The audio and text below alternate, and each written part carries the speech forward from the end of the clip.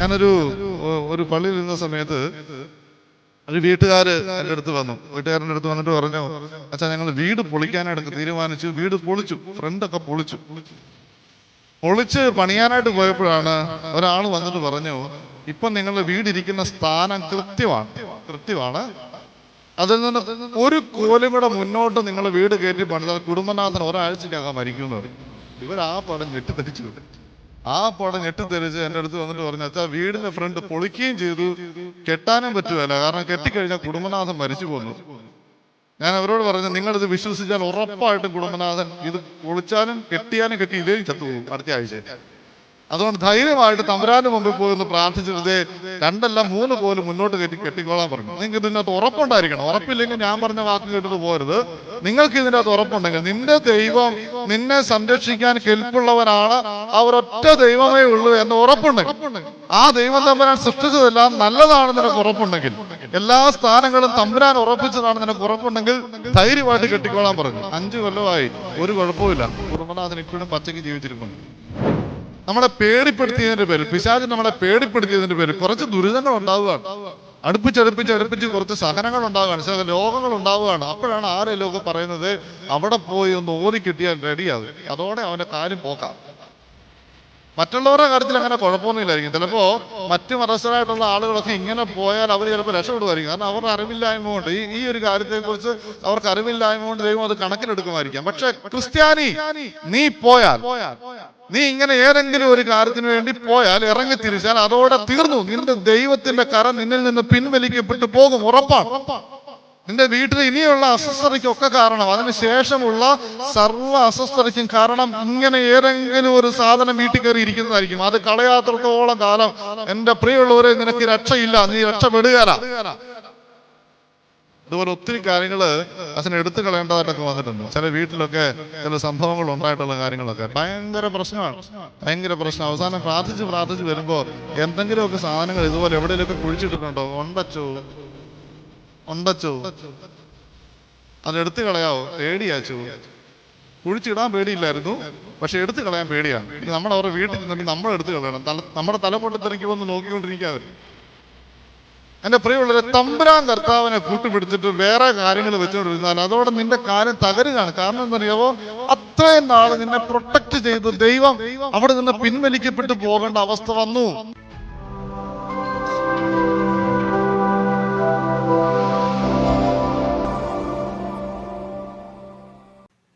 ഈ കഴിഞ്ഞ കൺവെൻഷനുകളിലൊക്കെ നമ്മൾ ധ്യാനിച്ചത് ആദ്യത്തെ 2 കാര്യങ്ങളായിരുന്നു. ഒന്നാമത്തെ കാര്യം നമുക്കറിയാം, സർവശക്തനായ ദൈവത്തിൽ ഞാൻ വിശ്വസിക്കുന്നു. നമ്മൾ ആദ്യം പറഞ്ഞത് നിങ്ങൾ ഓർക്കുക, വിശ്വാസ പ്രമാണത്തിൽ ഓരോ വാക്കും പ്രധാനപ്പെട്ടതാണ്. ഓരോ വാക്കും അർത്ഥമുള്ള വാക്കുകളാണ്.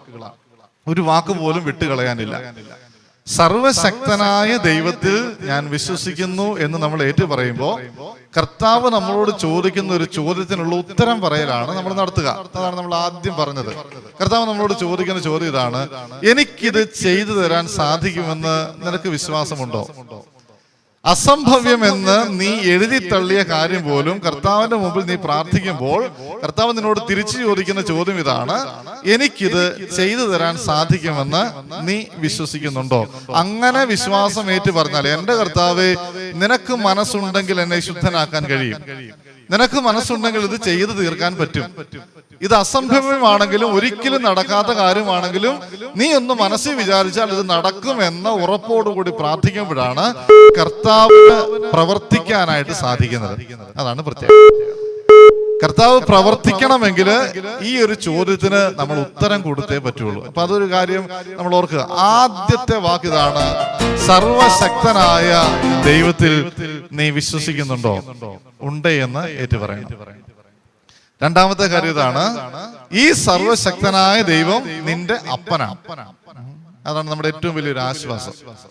നിന്റെ അപ്പനുണ്ടല്ലോ, തിരിച്ചു പറഞ്ഞാൽ നിന്റെ അപ്പനുണ്ടല്ലോ, ഈ ലോകത്തിൽ കാണുന്ന അപ്പനല്ല, എന്തും ചെയ്തു തരാൻ സാധിക്കുന്ന ഒരപ്പൻ നിനക്കുണ്ട്.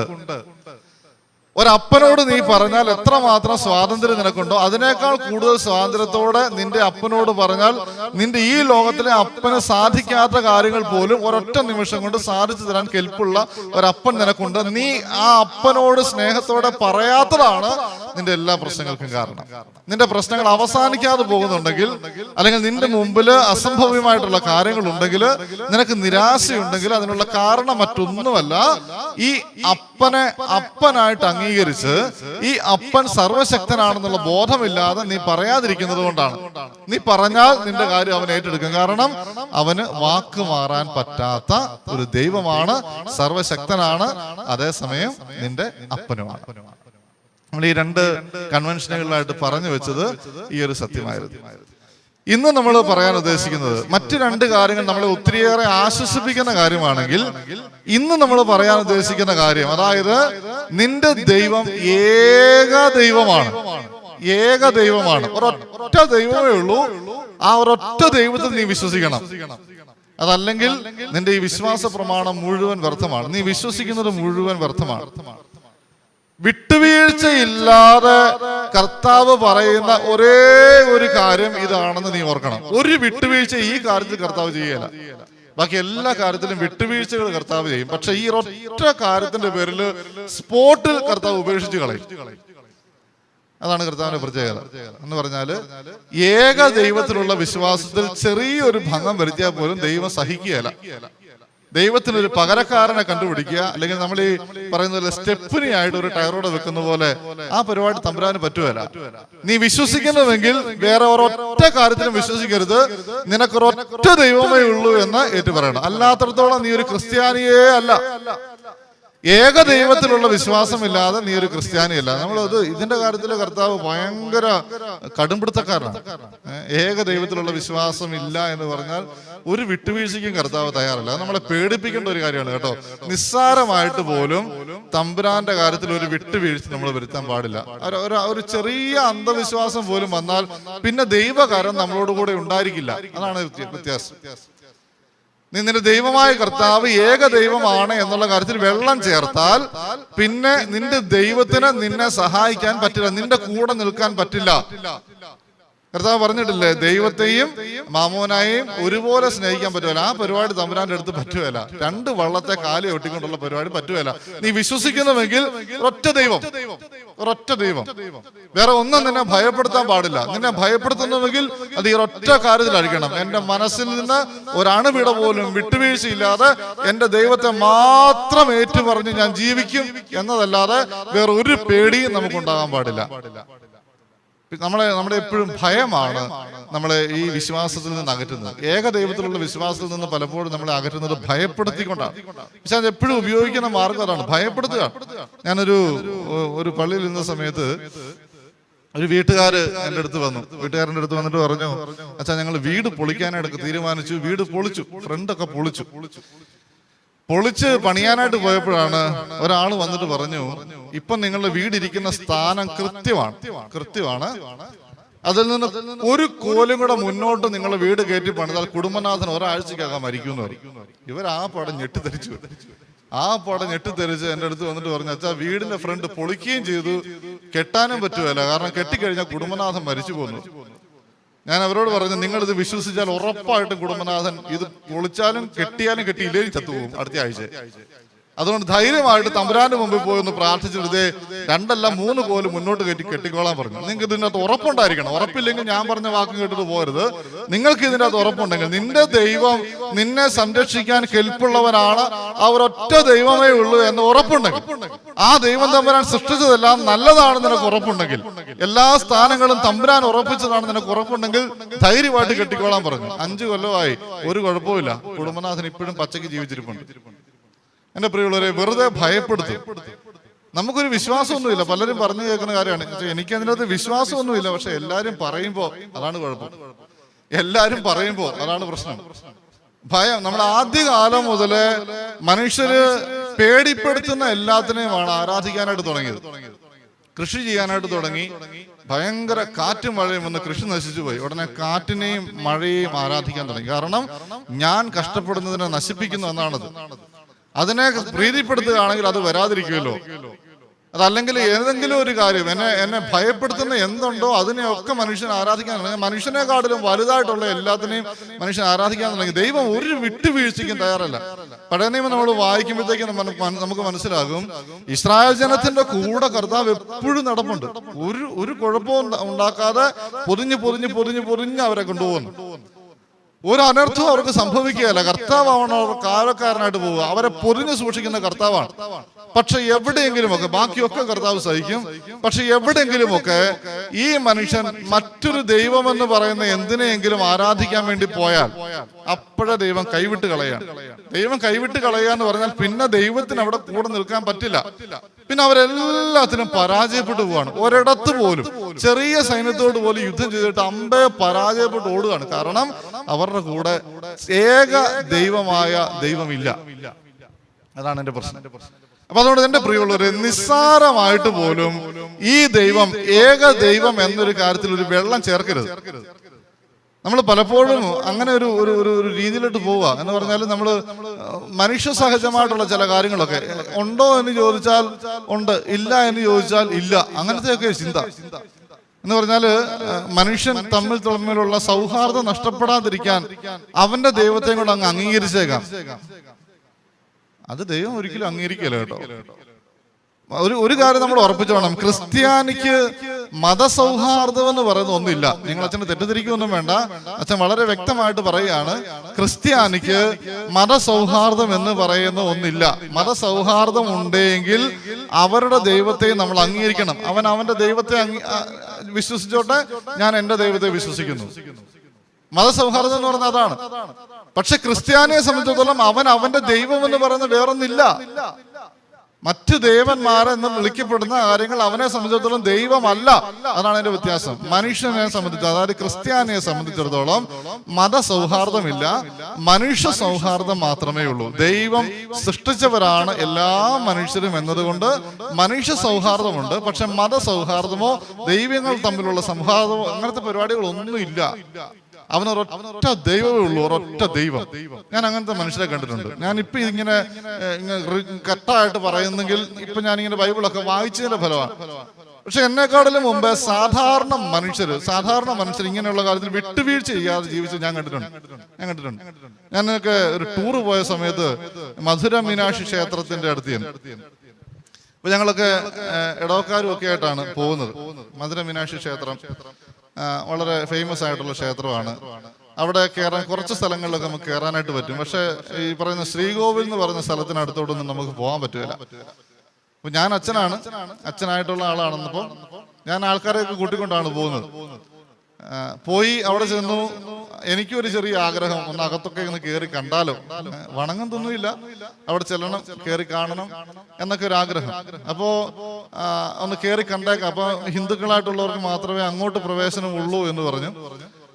അപ്പൊ ഞാനിങ്ങനെ ക്രിസ്ത്യാനി എന്നൊരു നാമം മറച്ചു വെച്ച് കയറാം എന്നൊക്കെ വിചാരിച്ചുകൊണ്ടിരുന്നപ്പോ ഒരച്ചായൻ വന്ന് എന്റെ കോളറെ കയറി പിടിച്ചു. എങ്ങോട്ടാന്ന് ചോദിച്ചു.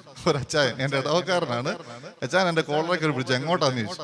ഞാൻ പറഞ്ഞു, ഒന്ന് കയറി കാണാനായിട്ടായിരുന്നു. അച്ചായൻ എന്നോട് അന്ന് പറഞ്ഞൊരു വാക്കാണ്, കൈ മടക്കി ഒരെണ്ണം തന്നാലുണ്ടല്ലോ അച്ഛനാണെന്ന് ഞാൻ വിചാരിക്കുകയില്ല. ഒരു അച്ചായൻ പറഞ്ഞ വാക്കാ, കൈ മടക്കി ഒരെണ്ണം തന്നാലുണ്ടല്ലോ ഒരു അച്ഛനാണെന്നൊന്നും ഞാൻ വിചാരിക്കുകയില്ല. അച്ഛൻ എന്നോട് ഒരു കണ്ടമാനം അങ്ങ് ദേഷ്യപ്പെട്ടു എന്നോട് പറഞ്ഞു, അച്ഛനാന്ന് പറഞ്ഞ് ജീവിച്ചിരിക്കുന്നെങ്കിൽ കുറച്ച് ഉത്തരവാദിത്തങ്ങളുണ്ട്. ഒറ്റ ദൈവമേ ഉള്ളൂ, അത് വിശ്വാസം ഉണ്ടോന്ന് ചോദിച്ചു. ഒറ്റ ദൈവമുണ്ട്, അത് വിശ്വാസമുണ്ടോ? ഞാൻ പറഞ്ഞു, അച്ചായ ഞാൻ ഇത് വിശ്വസിക്കുന്നതുകൊണ്ടൊന്നുമല്ല, ഒന്ന് അകത്തൊന്ന് കാണാൻ വേണ്ടിട്ടാ. എന്നാ കാണാൻ അവിടെ പ്രത്യേകിച്ചൊന്നും ഇല്ല. അച്ചായൻ പറഞ്ഞൊരു കാര്യമാ, അച്ഛനെന്ന് അകത്ത് കയറിയാൽ അച്ഛനെ വിശ്വസിക്കുന്ന ഒത്തിരി പേരുണ്ട്. അവർക്ക് എല്ലാവർക്കും അതൊരു വളമായിട്ട് തീരും. അച്ഛൻ വണങ്ങുകയില്ലായിരിക്കാം, പക്ഷെ പുറകെ വരുന്നവൻ അവിടെ ചെന്നിട്ടൊന്ന് കുമ്പിട്ടാൽ അത് അച്ഛനെതിരായിട്ടുള്ള പാവമാന്ന് പറഞ്ഞു. ശരിയാ എന്റെ പ്രിയമുള്ളവരെ, ശരിയാ. അന്ന് ഞാൻ അവിടെ കയറിയില്ല, ഇറങ്ങിപ്പോന്നു. ആൾക്കാരെയും വിളിച്ചോണ്ട് പോന്നു, കയറരുതെന്ന് പറഞ്ഞു. എന്റെ പ്രിയമുള്ളവരെ, വേറൊരു ദൈവത്തെ അറിയാതെ പോലും വണങ്ങാൻ ഇടവരരുത്. അത് നിന്റെ ദൈവത്തെ നിന്നിൽ നിന്ന് അകറ്റുന്നതാണ്. വേറൊരു ദൈവം എന്ന് വിളിക്കപ്പെടുന്ന ഒന്നും ഒരു ക്രിസ്ത്യാനിയെ സംബന്ധിച്ചിടത്തോളം ഇല്ല. നമുക്കറിയാം, കർത്താവ് പഴയ നിയമത്തിൽ വേശ്യാവൃത്തിയോടാണ് ഇതിനെ താരതമ്യപ്പെടുത്തുക. അച്ഛൻ ഈ പറയുന്നത് വലിയ വിവാദമൊന്നും ആക്കണ്ട, ബൈബിളിൽ പറയുന്ന കാര്യങ്ങൾ തന്നെയാണ് അച്ഛൻ പറയുക. വേശ്യാവൃത്തിയോടാണ് മറ്റൊരു ദേവന്മാരെ ആരാധിക്കുന്നതിനെ കുറിച്ച് കർത്താവ് പറയാം. അപ്പോഴേ കർത്താവ് ഭയങ്കരമായിട്ട് അങ്ങ് പറയാം, ഞാൻ തള്ളിക്കളയും, നിങ്ങൾ എന്റെ ജനം അല്ല, ഞാൻ നിങ്ങളുടെ ആരും അല്ല. ഒരു സാധാരണ മനുഷ്യൻ കിടന്ന് അലമുറയിട്ട് പറയുന്നത് പോലെ കർത്താവ് പറയുക. ചില മക്കളൊക്കെ ചില അനുസരണക്കേട് കാണിക്കുമ്പോൾ അപ്പന്മാരും അമ്മമാരും ഒക്കെ പറയത്തില്ലേ, അവൾ എന്നെ സംബന്ധിച്ചിടത്തോളം മരിച്ചു കഴിഞ്ഞു, ഞാൻ ഇനി അവളുടെ അപ്പനും അല്ല അമ്മയും അല്ല ആരും അല്ല എന്നൊക്കെ പറയത്തില്ലേ എന്ന് പറയുന്ന പോലെ ദൈവം അലമുറയിട്ട് പറയുന്ന ഒരു കാര്യം ഈ ഒരു കാര്യം. ഈ ഹോസിയ പ്രവാചകനോടൊക്കെ കർത്താവ് കാണിക്കുന്ന ക്രൂരത പോലെ നമുക്ക് തോന്നും അല്ലേ. ഹോസിയ പ്രവാചകനോട് പറയാണ്, നീ ഒരു വേശ്യയെ കല്യാണം കഴിക്കുക, ഒരു വേശ്യയെ കല്യാണം കഴിക്കുക. നമ്മളാണ് ചെയ്യുവോ? ഈ പ്രവാചകനോട് പറയും, നീ മനസ്സിലാക്കണം, എന്റെ വേദന നീ മനസ്സിലാക്കണം. അതുകൊണ്ടാണ് കർത്താവ് തെരഞ്ഞെടുത്ത പ്രവാചകനോട് കർത്താവ് പറയാണ്, നിനക്ക് എന്റെ വേദന നിനക്ക് മനസ്സിലാകണമെങ്കിൽ നീ ആദ്യം ഒരു വേശ്യയെ കല്യാണം കഴിക്കുക. അവൻ പോയി കല്യാണം കഴിക്കുകയാണ്. അതിന്റെ പ്രാരാബ്ദം എന്നിട്ട് അവന്റെ മക്കൾക്ക് പേരിടുന്ന പേരിടിലൊക്കെ നമ്മളിപ്പോ കേട്ടത്. എന്റെ മക്കൾ, ഞാൻ നിങ്ങളെ തള്ളിക്കളയും, നിങ്ങൾ ഇനി എന്റെ ജനമല്ല എന്നൊക്കെ പറഞ്ഞാണ് കർത്താവ് അവർക്ക് പേരിട്ട് കൊടുക്കുന്നത്. എന്ന് ഓർത്തു നോക്കി, കാലാകാലങ്ങളിൽ ഈ കൊച്ചു ജീവിക്കേണ്ടത് നീ എന്റെ ജനമല്ല എന്നാണ് വിളിക്കുന്നത്. നീ എന്റെ ജനമല്ല വിളിക്കുന്ന പേരാ. എന്റെ പ്രിയമുള്ളവരെ, കർത്താവിന് സഹിക്കാൻ പറ്റാത്ത വേദനയാണ് നീ നിന്റെ ദൈവത്തിന്റെ കാര്യത്തിൽ ഒരു വിട്ടുവീഴ്ച നടത്തുന്നത്. മറ്റൊരു ദൈവം എന്ന രീതിയിൽ വേറൊരു കാര്യത്തെ ആരാധിക്കാനായിട്ട് പോകുന്നത്, വണങ്ങാനായിട്ട് പോകുന്നതൊക്കെ അത്ര വലിയ പാപമാണ്. കർത്താവ് പ്രമാണങ്ങൾ പറയുമ്പോൾ ഒന്നാമത്തെ പ്രമാണം ഇതാണ്, ഞാനല്ലാതെ മറ്റൊരു ദൈവം നിനക്കുണ്ടാവരുതേ. ഞാനല്ലാതെ മറ്റൊരു ദൈവം നിനക്കുണ്ടാവരുത്, ഞാൻ മാത്രമേ ഉള്ളൂ നിനക്ക് ഏക ദൈവമായിട്ട്. ഈ ഒരു ഏക ദൈവത്തിലുള്ള വിശ്വാസം നീ ഏറ്റുപറയാത്രത്തോളം കാലം നീ ഒരു ക്രിസ്ത്യാനി അല്ല. ക്രിസ്ത്യാനി എന്ന് വിളിക്കപ്പെടുമ്പോൾ ദൈവം കരയും. കാരണം ഇതിലുള്ള വിശ്വാസമാണ്, ഈ ഏക ദൈവത്തിലുള്ള വിശ്വാസമാണ് നിന്റെ വിശ്വാസത്തിന്റെ ഏറ്റുപറച്ചിലിന്റെ അടിസ്ഥാനപരമായിട്ടുള്ള വിശ്വാസം. ഇതില്ലാതെ മറ്റൊരു കാര്യവും ഏറ്റുപറഞ്ഞിട്ട് ഒരു പ്രയോജനമില്ല. എന്റെ പ്രിയമുള്ളവരെ, നമുക്കൊന്ന് ചിന്തിച്ചു നോക്കിക്കൂടെ? നമ്മുടെയൊക്കെ വീട്ടിൽ ഏതെങ്കിലും സാധനങ്ങൾ ഇതുപോലെ ഇരിപ്പുണ്ടോ? നമ്മളെ പേടിപ്പെടുത്തിയതിന്റെ പേരിൽ, പിശാച് നമ്മളെ പേടിപ്പെടുത്തിയതിന്റെ പേരിൽ കുറച്ച് ദുരിതങ്ങൾ ഉണ്ടാവുകയാണ്. അടുപ്പിച്ച് കുറച്ച് സഹനങ്ങൾ ഉണ്ടാവുകയാണ്, ചില രോഗങ്ങൾ ഉണ്ടാവുകയാണ്. അപ്പോഴാണ് ആരെങ്കിലും ഒക്കെ പറയുന്നത്, അവിടെ പോയി ഒന്ന് ഓതി കിട്ടിയാൽ റെഡിയാകും, അതോടെ അവന്റെ കാര്യം പോക്കാം. മറ്റുള്ളവരുടെ കാര്യത്തിൽ അങ്ങനെ കുഴപ്പമൊന്നുമില്ലായിരിക്കും. ചിലപ്പോ മറ്റു മതസ്ഥരായിട്ടുള്ള ആളുകളൊക്കെ ഇങ്ങനെ പോയാൽ അവർ ചിലപ്പോൾ രക്ഷപ്പെടുമായിരിക്കും. കാരണം അവരുടെ അറിവില്ലായ്മ കൊണ്ട്, ഈ ഒരു കാര്യത്തെക്കുറിച്ച് അവർക്ക് അറിവില്ലായ്മ കൊണ്ട് ദൈവം അത് കണക്കിലെടുക്കുമായിരിക്കാം. പക്ഷെ ക്രിസ്ത്യാനി, നീ പോയാൽ, നീ ഇങ്ങനെ ഏതെങ്കിലും ഒരു കാര്യത്തിന് വേണ്ടി പോയാൽ, ഇറങ്ങി തിരിച്ചാൽ അതോടെ തീർന്നു. നിന്റെ ദൈവത്തിന്റെ കരം നിന്നിൽ നിന്ന് പിൻവലിക്കപ്പെട്ടു പോകും, ഉറപ്പാണ്. നിന്റെ വീട്ടിൽ ഇനിയുള്ള അസ്വസ്ഥതയ്ക്കൊക്കെ കാരണം, അതിനുശേഷമുള്ള സർവ്വ അസ്വസ്ഥതയ്ക്കും കാരണം ഇങ്ങനെ ഏതെങ്കിലും ഒരു സാധനം വീട്ടിൽ കയറി ഇരിക്കുന്നതായിരിക്കും. അത് കളയാത്രത്തോളം കാലം എന്റെ പ്രിയമുള്ളവരെ നിനക്ക് രക്ഷയില്ല, നീ രക്ഷപ്പെടുകയില്ല. ഇതുപോലെ ഒത്തിരി കാര്യങ്ങള് അച്ഛനെ എടുത്തു കളയേണ്ടതായിട്ടൊക്കെ വന്നിട്ടുണ്ട്. ചില വീട്ടിലൊക്കെ ചില സംഭവങ്ങൾ ഉണ്ടായിട്ടുള്ള കാര്യങ്ങളൊക്കെ ഭയങ്കര പ്രശ്നമാണ്, ഭയങ്കര പ്രശ്നം. അവസാനം പ്രാർത്ഥിച്ച് വരുമ്പോ എന്തെങ്കിലുമൊക്കെ സാധനങ്ങൾ ഇതുപോലെ എവിടെയെങ്കിലുമൊക്കെ കുഴിച്ചിട്ടിട്ടുണ്ടോ? ഉണ്ടച്ചോ, അത് എടുത്തു കളയാവോ? പേടിയാച്ചോ? കുഴിച്ചിടാൻ പേടിയില്ലായിരുന്നു, പക്ഷെ എടുത്തു കളയാൻ പേടിയാണ്. നമ്മൾ അവരുടെ വീട്ടിൽ നിന്നിട്ട് നമ്മൾ എടുത്തു കളയണം. നമ്മുടെ തല പൊട്ടിത്തെറിക്കുമെന്ന് നോക്കിക്കൊണ്ടിരിക്കുക അവര്. എന്റെ പ്രിയമുള്ളവരെ, തമ്പുരാൻ കർത്താവിനെ കൂട്ടുപിടിച്ചിട്ട് വേറെ കാര്യങ്ങൾ വെച്ചുകൊണ്ടിരുന്നാൽ അതോടെ നിന്റെ കാര്യം തകരുകയാണ്. കാരണം എന്താണെന്നറിയാവോ? അത്രയും നാള് നിന്നെ പ്രൊട്ടക്ട് ചെയ്ത് ദൈവം അവിടെ നിന്ന് പിൻവലിക്കപ്പെട്ടു പോകേണ്ട അവസ്ഥ വന്നു. ഏതെങ്കിലും കാര്യം ഉണ്ടെങ്കിൽ ദയവ് ചെയ്ത് എന്റെ പ്രിയമുള്ളവരെ എടുത്ത് കളഞ്ഞേക്ക്. മോശ കർത്താവിന്റെ കൽപ്പനകൾ, കർത്താവ് എഴുതി കൊടുത്ത കൽപ്പനകളുമായിട്ട് സന്തോഷത്തോടെ മലയിൽ നിന്ന് ഇറങ്ങി വരിക. കർത്താവ് മലമുകളിലോട്ട് വിളിച്ചു വരുത്തിയ മോശയും കാണുന്നില്ല, കർത്താവിന്റെ അരുളപ്പാടും കാണുന്നില്ല. ഇസ്രായേൽ ജനം അഹ്റോനെ പിടിച്ചു കെട്ടിയിട്ട് പറയും, ഞങ്ങൾക്ക് വേണ്ടി വലിയ സംഭവം ഉണ്ടാക്കി, കാളക്കുട്ടിയെ ഉണ്ടാക്കി, എല്ലാവരുടെ സ്വർണം കൊണ്ട് കാളക്കുട്ടിയെ ഉണ്ടാക്കി തുള്ളുക. മോശ ഇറങ്ങി വരുമ്പോ മോശ കർത്താവിന്റെ കൽപ്പനകളും പിടിച്ചുകൊണ്ട്, കർത്താവിന്റെ പ്രവാചകനാ, കർത്താവിന്റെ ഒരു ദേഷ്യം കാണിക്കുന്നുണ്ട്. കർത്താവിന്റെ ദേഷ്യം മോശ കാണിക്കുകയാണ്. എങ്ങനെയാണെന്നറിയാവോ? കൽപ്പനകൾ എറിഞ്ഞ് പൊട്ടിക്കുകയാണ്. കല്ലിന്റെ പലക എറിഞ്ഞു പൊട്ടിക്കുകയാണ്. ഒരു തേങ്ങയൊക്കെ എറിഞ്ഞു പൊട്ടിക്കാൻ നമുക്ക് സഹിക്കാം, കല്ലും കൊണ്ടുണ്ടാക്കിയ പലക ഒറ്റ ഏറിന് പൊട്ടിക്കുകയാണ്. അത്രയ്ക്ക് ദേഷ്യമാണ് കർത്താവ് കാണിക്കുക. എന്റെ പ്രിയമുള്ളവരെ, ഇങ്ങനൊരു കാര്യം നമ്മൾ വരുത്തി വെക്കണം. ഇങ്ങനൊരു കാര്യം നമുക്ക് ഉണ്ടാവണോ? നമ്മളെ തന്നെ നമ്മളൊന്ന് പരിശോധിച്ച് നോക്കണം. ദൈവം തമ്പുരാന്റെ കാര്യത്തിൽ ഒരു ചെറുതായിട്ട് പോലും ഒരു വെള്ളം കലർത്തൽ ഉണ്ടാവരുത്. ചെറുതായിട്ട് വരും. അത് കർത്താവിന് സഹിക്കുകയില്ലാത്ത ഒന്നാണ്. കർത്താവിന് സഹിക്കുകയില്ലാത്ത അവന് കരുണയില്ലാത്തവനായതുകൊണ്ടല്ല. അവന് പിന്നെ നിന്റെ കൂടെ നിൽക്കാനാവില്ല. കാരണം നിന്നെ പേടിപ്പെടുത്തുന്ന പിശാചിന്റെ പക്കലേക്കാ നീ പിന്നീട് പോകുന്നത്. അതുകൊണ്ട് ഏക ദൈവത്തിലുള്ള വിശ്വാസം നിനക്കുണ്ടാവണം. ഏക ദൈവമാണ് എന്ന് കർത്താവ് തന്നെ പഠിപ്പിക്കുന്ന ഒത്തിരി ഉദാഹരണങ്ങളുണ്ട്. റോമാക്കാർക്ക് എഴുതിയ ലേഖനം 3-ാം അധ്യായം 30-ാമത്തെ വാക്യം, എന്തെന്നാൽ ദൈവം ഏകനാണ്, അവിടുന്ന് പരിച്ഛേദിതരെയും അപരിച്ഛേദിതരെയും അവരവരുടെ വിശ്വാസത്തിൽ നീതീകരിക്കും. ഇതാണ് നേരത്തെ പറഞ്ഞത്. അപരിച്ഛേദിതർ അല്ലെങ്കിൽ വിജാതീയരായിട്ടുള്ള ആളുകൾ ചിലപ്പോ ഇങ്ങനത്തെ ചില ഓതലുകൾ അല്ലെങ്കിൽ തകിട് കെട്ടലുകളൊക്കെ ചെയ്താൽ ചിലപ്പോൾ രക്ഷപ്പെടുമായിരിക്കാം. അവരുടെ വിശ്വാസം അതാണ്. അവന് ശരിയായിട്ടുള്ള തമ്പുരാന്റെ കാര്യത്തെക്കുറിച്ചുള്ള വലിയ ബോധ്യമില്ല. അതുകൊണ്ട് അവനെ അത് പഠിപ്പിക്കാൻ ആളുണ്ടായിരുന്നിട്ടില്ല. അവന്റെ വിശ്വാസത്തിന്മേൽ അവനെ നീതീകരിക്കും. പക്ഷെ എന്നെ സംബന്ധിച്ചിടത്തോളം തമ്പുരാൻ എനിക്ക് ഈ ബോധ്യം തന്നിട്ടുണ്ട് കൃത്യമായിട്ട്. നിനക്ക് അറിയാമെന്ന് പറഞ്ഞിട്ട് കാര്യമില്ല, എഴുതി കൃത്യമായിട്ട് കൈ തന്നിട്ടുണ്ട്. കൃത്യമായിട്ട് എഴുതി തന്നിട്ടുണ്ട്. നിന്റെ ഒരൊറ്റ ദൈവമേ ഉള്ളൂ, നീ അതിൽ വിശ്വസിക്കുന്നില്ലെങ്കിൽ നീ അതിന്റെ പേരിലായിരിക്കും ശിക്ഷിക്കപ്പെടുക എന്ന് കർത്താവ് എഴുതി തന്നിട്ട് അതെനിക്ക് അറിയാമല്ലായിരുന്നു എന്ന് പറഞ്ഞിട്ട് കാര്യമില്ല. ഒരല്പം പോലും വിട്ടുവീഴ്ചയില്ലാതെ കർത്താവ് സൂക്ഷിക്കുന്ന ഒരു കാര്യമാണ് ഈ ഒരു കാര്യം എന്ന് പറയുക, ഏക ദൈവത്തിലുള്ള വിശ്വാസം. ഗലാത്യക്കാർക്ക് എഴുതിയ ലേഖനം 3-ാം അധ്യായം 20-ാമത്തെ വാക്യം, ഒന്നിൽ കൂടുതൽ പേരുണ്ടെങ്കിലേ മധ്യവർത്തി വേണ്ടൂ, എന്നാൽ ദൈവം ഏകനാണ്. ദൈവം ഏകനാണ്. ദൈവം തന്റെ തന്നെ പേര് വെളിപ്പെടുത്തുന്നുണ്ട്. മോശ കർത്താവിനോട് ചോദിക്കും, കർത്താവേ നിന്റെ പേരെന്നാ? കർത്താവ് പറയുന്നു, I am who I am. വേറെ പേരൊന്നുമില്ല, ഞാൻ തന്നെയാകുന്നു, ആയിരിക്കുന്നവനാകുന്നു. അതാണ് കർത്താവ് പറയുന്ന പേര്. വേറൊന്നിനോട് സാമ്യപ്പെടുത്താൻ ഇല്ലെന്നേ. ഞാൻ എങ്ങനെയാണോ അത് തന്നെയാ ഞാൻ. വേറെ ഒരു കാര്യത്തോട് എന്നെ താതാമ്യപ്പെടുത്താനായിട്ട് പറ്റുകയല്ല. ഞാൻ ഒരൊറ്റ ദൈവം മാത്രമേ ഉള്ളൂ, ഒരൊറ്റ ദൈവം മാത്രം. യാക്കോബ് ശ്ലീഹയുടെ ലേഖനം 2-ാം അധ്യായം 19-ാമത്തെ വാക്യം, ദൈവം ഏകനാണെന്ന് നീ വിശ്വസിക്കുന്നു, അത് നല്ലത് തന്നെ. പിശാചികളും അങ്ങനെ വിശ്വസിക്കുന്നു, അവർ ഭയന്ന് വിറയ്ക്കുകയും ചെയ്യുന്നു. അവനൊരൊറ്റ ദൈവമേ ഉള്ളൂ എന്നതുകൊണ്ട് പിശാചികൾ പോലും ഭയപ്പെടുകയാണ്. ഒറ്റ ദൈവമേ ഉള്ളൂ, ഒറ്റ ദൈവം. ആ ദൈവത്തിന് ഇഷ്ടമില്ലാത്തത് വേറൊരു സാധ്യതയില്ല അല്ലെ. ഹൈക്കോടതിയിൽ പാസ്സാകാത്ത കാലം സുപ്രീം കോടതിയിലോട്ട് പോകാമെന്നും പറഞ്ഞുകൊണ്ട് അങ്ങനത്തെ ഒരു പരിപാടി ഒന്നുമില്ല. ഒരൊറ്റ കേസേ ഉള്ളൂ, ഒരൊറ്റ വിധിയാളനേ ഉള്ളൂ. അതുകൊണ്ടാണ് ഭയപ്പെടേണ്ടത്. എന്റെ പ്രിയമുള്ളവരെ, ഈ ഒരു വിശ്വാസം ചങ്കിൽ ഉറപ്പിക്കാനായിട്ട് നമുക്ക് പരിശ്രമിക്കണം. വേറെ ഏതെങ്കിലും തരത്തിലുള്ള ഏതെങ്കിലും ഒരു അന്ധവിശ്വാസം നിസ്സാരമെന്ന് കരുതുന്നത് പോലും എന്റെ ജീവിതത്തിൽ വന്നിട്ടുണ്ടെങ്കിൽ അത് അപ്പോഴേ എടുത്ത് മാറ്റിയേക്കണം. ചിലപ്പോൾ ചില ആളുകൾ പറയുന്നതാണ്, ഈ വാരഫലമൊക്കെ വായിക്കുന്നത് തെറ്റാണോ വെച്ചാ? ഞാൻ വിശ്വസിക്കുന്നൊന്നുമില്ല, വാരഫലമൊക്കെ വായിക്കുന്നത് തെറ്റാണോ? പിന്നെ എന്നാ തെറ്റല്ലേ? അത് വിശ്വസിക്കാൻ പാടില്ല. അല്ലെങ്കിൽ കൈനോട്ടക്കാരൻ്റെ അടുത്ത് പോയി, എന്തിനാ? നിന്റെ ദൈവം നിന്നെ സംരക്ഷിക്കുമെന്ന് നിനക്ക് ഉറപ്പില്ല, അതുകൊണ്ട് ഭാവി അറിഞ്ഞാൽ കൊള്ളാം, അതിനനുസരിച്ച് പ്രിക്കോഷൻ എടുക്കാമല്ലോ. എന്റെ പ്രിയമുള്ളവര്, ഇതൊക്കെ നമ്മളെ ബാധിക്കുന്ന ചില കാര്യങ്ങളാണ്. വാരഫലം നോക്കുക, എന്തെങ്കിലും കുഴപ്പമുണ്ടോ? ഞാൻ ഒന്നും വായിക്കുന്നതേ ഉള്ളൂ, രസത്തിന് വായിക്കുന്നതേ ഉള്ളൂ, പിറ്റേ ആഴ്ചയിൽ സാമ്പത്തിക നഷ്ടം ഉണ്ടാകും. അവിടെ വന്നപ്പോഴത്തേക്കാണ് വണ്ടി ഒന്ന് ഇടിച്ചു. എന്റെ വാരഫലത്തിൽ ഉണ്ടായിരുന്നു ഈ ആഴ്ച ഇങ്ങനെ സംഭവിക്കുമെന്ന് ഇല്ലേ? അങ്ങനെ നീ ചെറുതായിട്ടെങ്കിലും വിശ്വസിക്കാൻ ഒരു ചാൻസ് ഉണ്ടെങ്കിൽ ഉറപ്പായിട്ട് നിനക്ക് സംഭവിച്ചിരിക്കും. കാരണം നിന്നെ വിശ്വസിപ്പിക്കാൻ വേണ്ടി ഒത്തിരിയേറെ കാര്യങ്ങൾ പിശാച് ചെയ്യാനായിട്ട് റെഡിയാണ്, നോക്കിയിരിക്കുകയാണ് ഒരു അവസരം കിട്ടാൻ. നീയായിട്ടൊരു അവസരം ഉണ്ടാക്കേണ്ട കാര്യമുണ്ടോ?